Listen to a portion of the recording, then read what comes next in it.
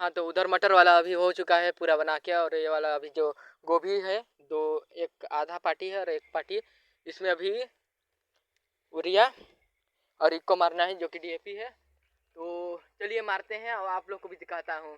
तो आप लोग वीडियो को लाइक एवं चैनल को सब्सक्राइब और एक प्यारा सा कमेंट जरूर कर दीजिएगा, हो सके तो वीडियो को शेयर कर दीजिएगा। तो मेहनत कर रहा हूँ आगे बढ़ने के लिए, कामयाब होने के लिए, अपने घर वालों को बैठा के खिलाने के लिए दिन रात एक कर दिया हूँ।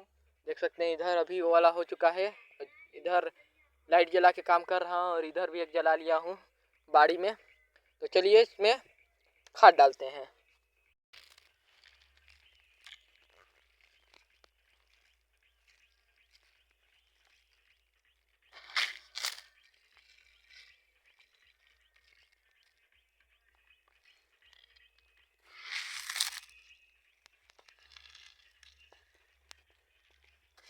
तो आज के लिए बस इतना ही, मतलब अभी के लिए बस इतना ही। अभी और वीडियो आएगा, उसको भी देखिएगा और लाइक सब्सक्राइब चैनल को शेयर जरूर करिएगा। तो अभी के लिए इतना ही।